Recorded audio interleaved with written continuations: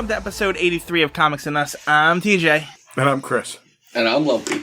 And this is the review show that reviews comics chronologically. Kind of, right? Kind of. That's you did it 80 sometimes. You don't know now?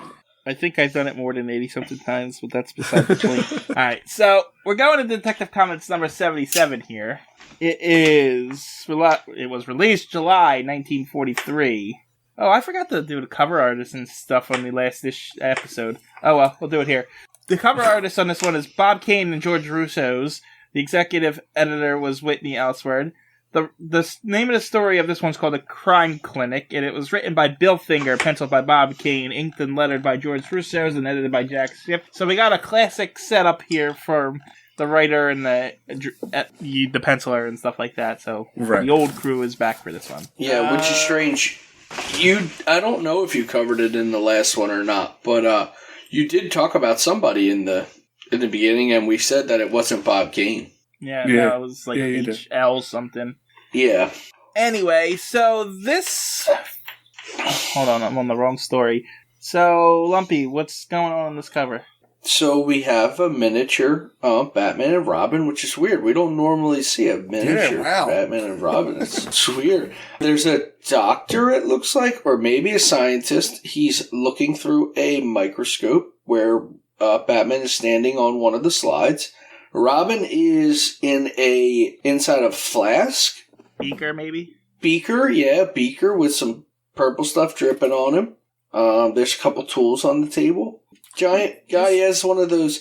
I don't know what those bands That's what I was going to say. You said doctor or maybe a scientist, but the only doctors wear those stupid mirror things in the 40s, and I don't know what they're for. I don't know what they do. I don't know what they're for. I seriously don't know what that thing is. What is it called? No. It's just all some doctors kind of in all disc shows and on a cartoons band. wear that thing. Yeah, it's like a mirror disc on a band around their head, and I don't know what it is. I wonder what that does or what it is. We'll have to look it up sometime. I don't even know how you would go about looking that up. That's what I mean. I don't know what to call it. What's the doctor's headband with the metal disc? Anyway, so this comic is still 10 cent, and you're supposed to visit the crime clinic with Batman and Robin in this one. But there's also an extra added attraction with the Boy Commandos. Hey, so that thing is called a head mirror.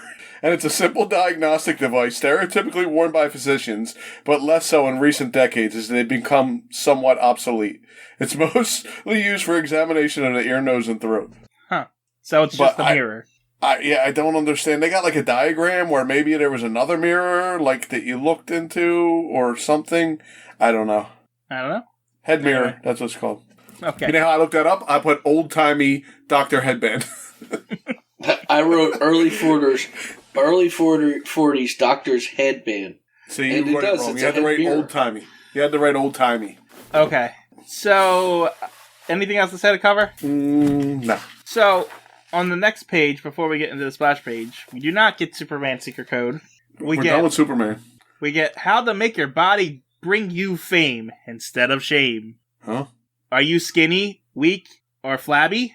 Well, let him prove that he can make you a new man. I'm not sure if it's Charles Atlas.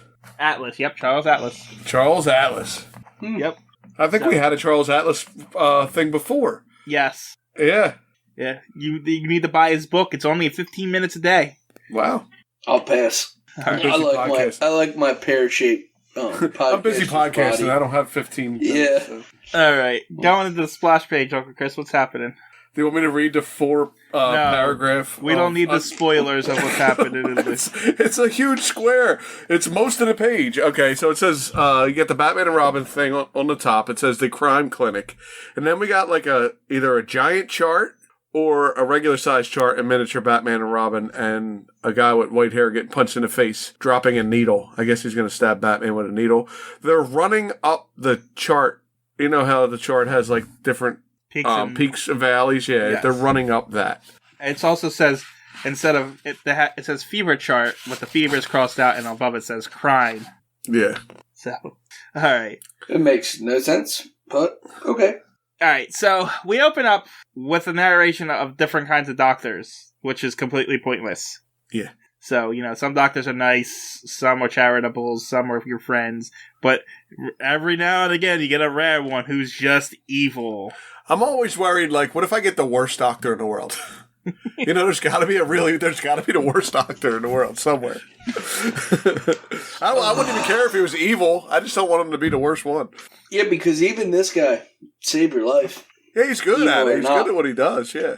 Both things he does, he's good at. Yes. So, after the narration about doctors, we cut to a gang hideout where some guy comes in with a flyer that says, if you come to the crime clinic to get your crime diagnosed to get it right. So, essentially, criminals come to this crime clinic in order to buy this guy, his expertise. Right, to perfect their crime, to make sure that they're successful. They have a plan already, but they want this guy's input to make sure it's perfect. Now, my major problem with this comic is right here, because this is really similar to that license one where the guy gives out licenses. Yes, it is. And this is the exact same story that the Penguin did, where he was selling plans to people. Like, you come to the Penguin, he sell you how to rob something. It's the same exact thing. Yeah, it's funny because I didn't put them together, but now that you say that, you're right. It's just slightly different. The criminals already have plans. He's just tweaking it, whereas the Penguin was selling full-blown plans. Yeah. So that's my huge issue. We already read this story. Yeah, but it is a retell. I do like the way they tell the story this time. I do. I like it. Now, with that being said, this guy is kind of named differently in this one, but this is the first appearance of the Crime Doctor, who was a minor recurring villain in Batman. Okay. So he's one of the Rogues Gallery, technically. So, Oh, really? yeah. He's not in it often, and he's more in, like, when everything gets retconned and switched over. But even then, it's still kind of a minor character. But yeah, he's kind of... we learn at the end of this, he does show up again soon. They tell you. Anyway, so at the gang hideout, one of the guys is like, hey, I got this plan, so I'm going to come to the doctor. But the doctor's assistant's like, okay, but I need your fingerprints. And so back at the doctor's office, he's finishing up with this lady who's thanking him for saving her life. And his assistant comes in and gives the doctor the fingerprints, and it's revealed that he has every criminal's fingerprints on file somehow. Okay. Mm-hmm. Yeah, it's his way of proving that he's an actual criminal and not. Yeah, he's got to see if he's a criminal to give him information. So this criminal is an actual criminal and not a cop undercover, so he comes in, he tells him, I need some help here, and the doctor gives him, which essentially is a prescription card with how to do what he needs to do, and he takes 25% of the loot with this one. Yeah. And after that, his thing explodes, and criminals keep coming for him for asking advice and stuff like that.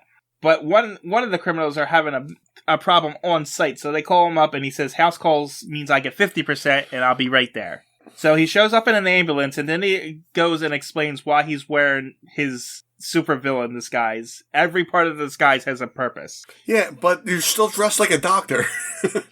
Yeah, but it's a mask. It's a doctor. There's a mask. He has a doctor's mask on because it's a mask. True. And, the rubber gloves are to prevent his fingerprints. The smock is so he doesn't get dirty. But he doesn't explain that stupid mirror headband. Does not.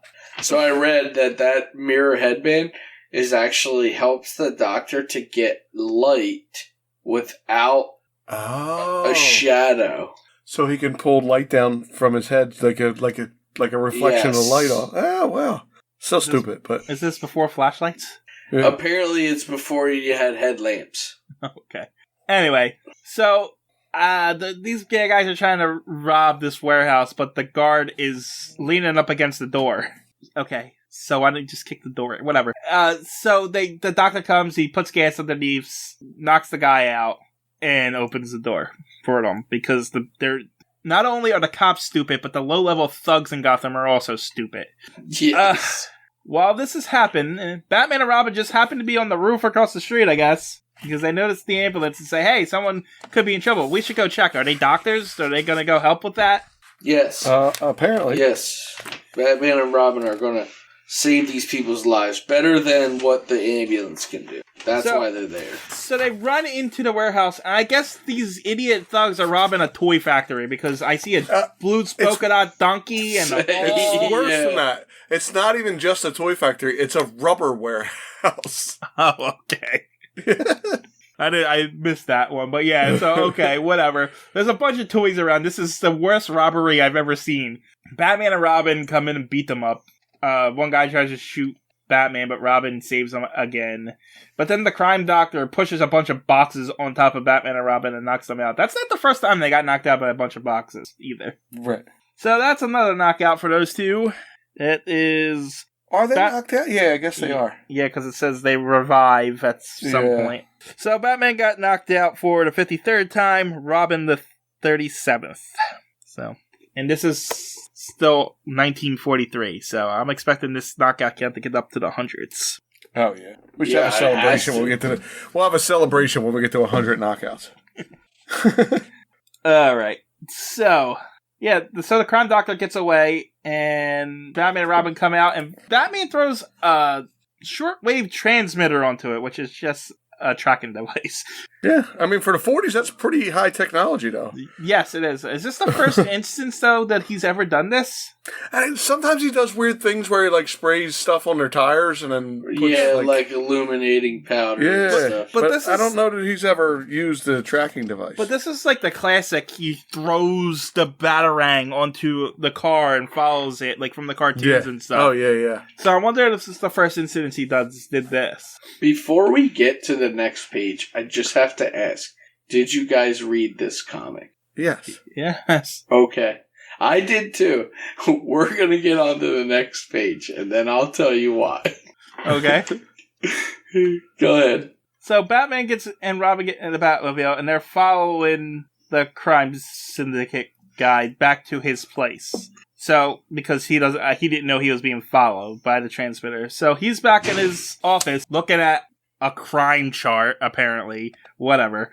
The chart's going down because of Batman and Robin. And then Batman and Robin bust in. And Batman punches some guy. Is that the doctor? The doctor. Does he punch the doctor? He punches the doctor. And then Robin throws a skull at one guy's back of his head. Yeah, the guy in Joker's suit. Yeah, and then Batman starts fighting the doctor in front of an X-ray machine for some reason. I see. Oh, okay, I see. Yeah, exactly. And all three of us have read this thing, and nobody knew what it was. And in this panel, it says, a blinding light beam bounces from the head reflector and stabs at Batman's eyes. Yeah, you know what? We all talked about it. I don't remember. I read that. panel. I didn't think nothing of it, and then I just completely blocked it out of my mind, I think. When I saw it, I just was like, "Oh, I gotta talk about it." You know what it was? It looks like a laser beam. It does. You're right. It does. It doesn't. But when I read the yellow above it, I'm like, oh man. Now we talked about all this. Just because he flashes it in his eyes doesn't mean that's what it's for. Because they do that shit all the time in this comic. It's true, but they're just saying that the head reflector. It does. They call it a head reflector. Yes. And a lot of times when they're speaking the science babble talk, I'm not processing the information because it's usually wrong. And me neither, so I guess that's why we all just kind of let it go. Yeah, that's funny. Because when I start to process the scientific information, then I go down a rabbit hole. I'm like, I gotta know if this is true or not, and this is where and it's not. This is usually why it's not. This is why I have arguments with the comic about the plants exploding and stuff like that. So I just let it go. So yeah, he blinds Batman, but then the crime doctor pulls out a gun. But all of a sudden, a man walks in, and he's not feeling sick, and the doctor's like, he calls a truce, because this guy's appendix about to explode. And then he asks Batman and Robin to help him complete surgery. Yeah. And they do. And they do, yeah. But honestly, all they gotta do is hand them stuff, right? Scissors, scalpel. I guess. But they're still in their bat suits, so they didn't, wash anything. Right, they didn't, they didn't sanitize nothing. Yeah. Batman did put a mask on. No, he didn't. He wore his mask that doesn't cover his mouth. No, in the picture, he does have it. He's wearing a white. Oh, okay, I see it. A white thing. So he did do that at least, but his hands are totally uncovered. They're not. They're not clean or washed. And Batman's all confused after the surgery. He's like, "Man, you're magnificent about how you do this stuff. Why are you a criminal?" And he's like, "I just really like committing crimes. It gets my, blood pressure going, Yeah, I love it. Yeah, I love the thrill of it. And he's like, "You're stranger than the Penguin, the Scarecrow, the Joker, and the Two-Face." And your cat agrees. There it goes. It definitely agrees. Yes. And so he's like, Batman's like, I don't even know what to do with you. I mean, you gotta stop this. But he's like, well, you're not looking. I guess while he's not looking, I covered Robin in ether somehow, and now I'll set him on fire if you don't freaking let me go. And so Batman lets him go. Well, not really. He surrenders essentially, and then the Doctor ties him up with rubber after telling his goon not to shoot him because he's a doctor and he can't kill anybody because it's against it. So he likes to do criminal stuff, but murder is against his... Yeah, against his oath. Hey, he took a Hippocratic oath, right? Yes. So he's tied him up with like rubber, and Batman can't break it with his muscles of steel because it stretches. See, it's because it's rubber. Ah, yeah, that makes sense. Uh-huh. But the Doctor just conveniently left a bottle of fallen over ether and a lit cigarette near him. Let the Doctor flick a cigarette on the ground? I guess. And I'm not sure how this works, what happened here. Somehow it heats up the rubber and makes it easy to break, but I'm not positive. I get that. He uses he pours the ether in a cigarette, which I guess causes the fire. But if you look at it, he causes the fire, he does it with his feet, and then the fire is behind him. In front of him. Yes. Yeah, I don't know. Yeah. I also don't understand because Robin is still covered in ether. Well, he can just free himself. Right. He can free himself and then go over and go untie. Yeah, but why would you play with fire if Robin's covered in ether? Yeah, you're lighting a fire and you don't care that Robin's covered in the same ether that you're lighting on. Did you forget he's still trying to kill Robin? Yeah, he hasn't been doing that lately, so maybe we just have left our minds and he is trying to murder Robin. He's just been doing it more subtly. He realized that overtly doing it hasn't been working, so now he's got to try and pretend to do it. Right. Dan, the fire didn't spread to Robin. Yeah, exactly. It did soften my rubber. So they get free, and the Doctor said something about a philosopher's stone, so Batman just happened to know that some scientists created a formula that can pretty much do that, but he needs a giant atom smasher in order to accomplish it. So he goes to that scientist, he goes after that scientist. The Doctor's already there stealing the formula, and he takes it, and he goes to the atom smasher. Batman shows up, and he's like, the scientist tells him, "Yeah, he's at the Atom Smasher." So they go out. They go there. I'm not gonna lie. I think I blanked out when reading this part. Well, you know what I hate is the squares aren't in the right order, so it got me all kind of wacky. When they gotta number the squares, it makes it hard for sure. Yeah, I'm not sure what the scientist is doing here. I mean, I know he's trying to create the formula, but I don't know how this machine works or anything. That doesn't matter. Batman and Robin shows up. Robin takes on the thugs. Says, Batman, yeah, cat, I got it. Batman chases the Doctor up to the top of the Atom Smasher, and they get into a fight. The Batman punches him, and the Doctor's like, "That's it. I'm not going to jail for the rest of my life." And Batman thinks he's going to jump and commit suicide. But if you're waiting for that, it ain't going to happen. I was waiting for you to settle down with all your noises. The cat I was ignoring, but your chair was super loud. So the Doctor says he's not spending the rest of his life, and Batman thinks he's going to jump, but no, he chokes Batman instead. Yeah, he's going to kill Batman. And so, but Batman manages to get loose and knock him over the thing into a river, which normally means he's going to escape, but Batman's like, nah, you're not getting away this time. It's like, this happened too many times to me already. I'm jumping in after his ass. And so he jumps in after him, he pulls him out of the water, and they're taking him to prison. And then we get a little narration saying that the crime specialist, is what he's called in this, is not the last time he'll meet him, because he'll be back in Batman Comics number 18. The end. Mine doesn't say that. Oh, you don't have the whole narration? It says, but you haven't heard of the last of the crime specialist, Batman. We warn you. In fact, you'll meet him in Batman Comics number. See, mine just says, we warn you. and it does not tell you when he comes back. No. That's pretty cool. I didn't realize that he was like because a lot of times they say like, have we seen the last of this person, and then you never see them again. Right. But yours, it actually tells you he comes back. That's pretty interesting. Yeah. All right. Anyhow. Where are we at here? Okay. Synopsis. Here we go. Appearances. The Crime Clinic. Individuals. Batman, Robin, the Crime Doctor, first appearance. And then all these are only appearances. Hodges, Pinky Pinto, Albert, and Ranson. Yeah, I mean, this one, it was okay. But Yeah, like I said, it's a rehash at this point. It's definitely got a little recycling going on. Yeah. I really liked it until you told me it was recycled. And then when I put it all together, I'm like, you're right. It's basically the same story. Yeah. We're not actually done yet because after the the Batman issue, we get a Slam Bradley issue. Okay. And then after that, we get a Superman secret code. Oh, you said there was none. It's usually the second page of the comic, but they move it back behind Slam Bradley for some reason. I had to dig through the comic to find it this time. Well, I thought you didn't like doing it anyway. Why'd you go looking for it? Because OCD reasons. Secretly, he loves it. Yeah, he does love it. He wants to find out what Superman has to say. Listen, how's he going to know to buy war bonds and stamps? Well, this secret message is from Jupiter, just so you know. Do you want to guess what this one is? Buy war bonds and stamps from Jupiter. Recycle your precious metals and buy war bonds and stamps. Nope, it's do your share with an exclamation point. Buy war bonds and stamps. If I was a kid and I had to decode this every time, I'd be really pissed off at the end when it's just the same thing over and over and over again. Don't forget to drink your Ovaltine. Yeah. Be sure to drink your Ovaltine. Ovaltine? A crummy commercial?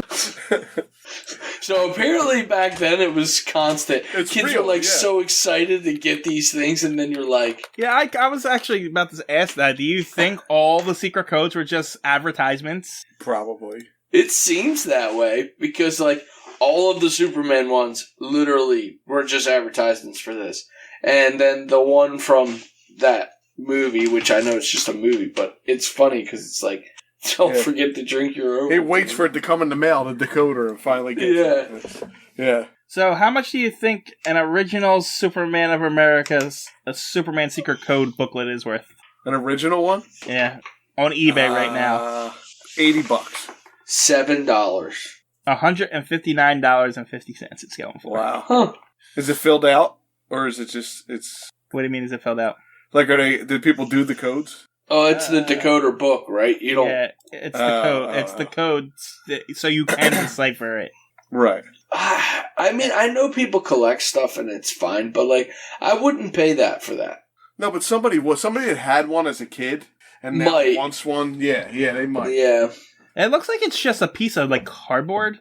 That's what I was going to say. It's probably one page. It is. Right. It has Superman on the front, and on the back it has the code. But it looks like it does. It looks like it would go on a keychain if it had a hole in it or something. Well, it doesn't. It's so yeah. Anyway, so you got your secret code. Yeah. So, why did the bat rope go to the doctors? I don't know. There's a bat rope code. It had a knot in its stomach. I thought you were going to do the Batman soup supper one again. Well, I'm saving that one. I told you don't talk about that one again. He's a superhero. Yeah, he's a superhero. That's why he only goes to dinner. You didn't hear that one. I'm saving that one. Oh, okay.